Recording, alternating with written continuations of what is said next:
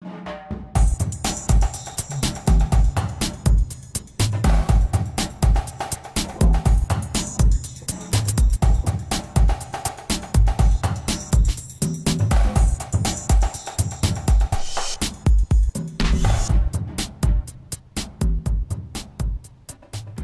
Steve Higgins and this is my holiday book bag for 2018. A number of books are taken with me on holiday to read, all second-hand books sourced from charity shops or second-hand bookshops. I want to start with a book called Blessing in Disguise by Alec Guinness, the famous film actor. I assumed it was a kind of autobiography, but it's a bit of an oddball autobiography, and it starts off with Alec Guinness's childhood, then leaps forward to some of his theatre days, and leaps back again, and from his later life to his early life. It's a bit confusing to read. His wife is mentioned in the book quite a lot, but we don't know who she is, how he met her, where they got married, and there's a lot of people who are very uninteresting that he focuses on, and yet some very interesting people. For instance, Sophie Loren, Richard Burton, he just glosses over. He doesn't tell us much about Star Wars or behind the scenes filming of any of his films. So ultimately, a difficult book, very well written. He's certainly got a lot of talent as a writer, but he needs to maybe make better use of his editor or think about how the overall book is coming forward. So ultimately, a disappointing book. Anyway, the next book I've got is this one. It's Kenneth Williams' Diaries. Kenneth Williams, of course, the famous actor from the Carry On films. Reading this book, reading his private thoughts, I don't think I've ever read a diary before, but you feel a little bit like an intruder reading Kenneth Williams' private thoughts. It's quite an interesting book, but it's not like an autobiography where everything's set out and you know where you are in the timeline. Sometimes Kenneth is talking about things you're not quite sure what he means or who he's talking about. There's a lot of footnotes to help you with the book, but even then you're constantly flipping back to read the footnotes. It was an interesting book. I mean, it's quite a famous book because it revealed Kenneth Williams to be not the guy that we thought he was, a slightly different slightly darker person. But in actual fact, you've got to take the whole of the diaries together rather than focus on some of the dark entries he's got there. Tells you a little bit about the Carry On films. Again, not a great deal of behind the scenes stories.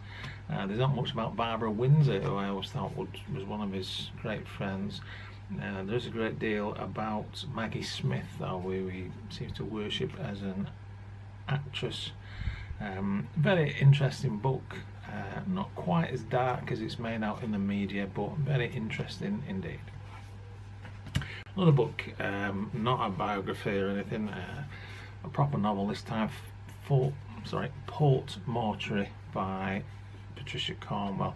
This is one of the Kay Scarpetta books, and it's the whole series of books supposedly had a big impact on television and created the CSI type story TV show and so on. And I used to read these quite a lot. The first 10 books in the series are fabulous, starting with I think it's Post-Mortem is the first book, and they're all written in the first person. Kay Scarpetta is a medical examiner, and as we go through the autopsies we find clues that track down the killers and the murderers and so on. After about the first 10 books I felt the stories started getting a little bit oddball, so I stopped reading them, and I picked this one up just to read on holiday. But apparently since I've stopped reading them, Patricia Cornwell started writing in the third person rather than the first, and in this book she goes back to writing in the first person. So pretty much as I left the series.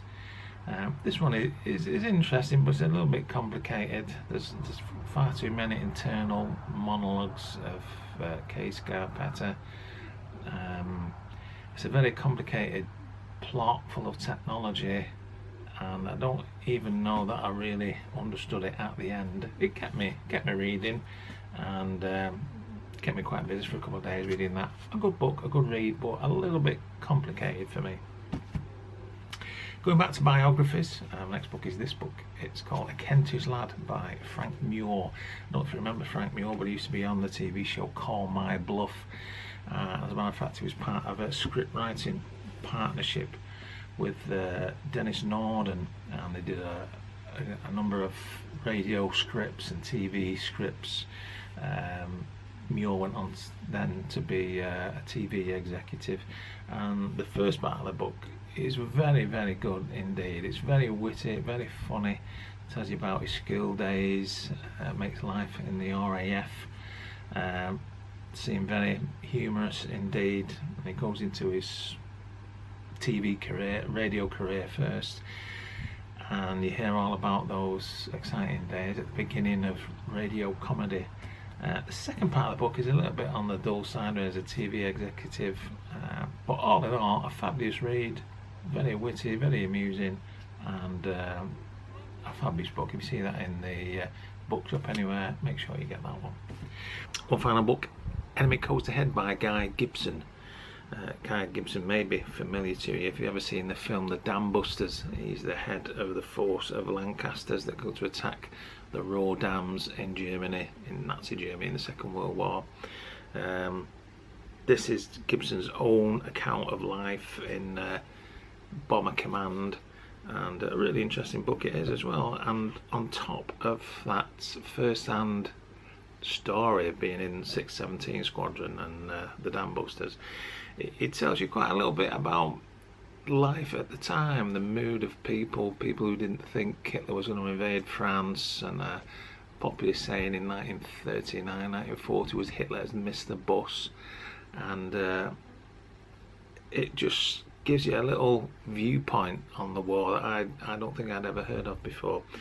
The other thing to remember is Guy Gibson and his colleagues were very young guys indeed, all in their early 20s, I think, all late teens, and they like to do the things that a lot of young people like to do. They used to like to go out, have a few beers, get inebriated, chat up the young ladies, and that's something that is missing, I think, from that film, the Dam Busters. And in here, in his actual book, Guy Gibson tells you just what these guys were like when they went out to have a good time, went into the pubs after time drinking.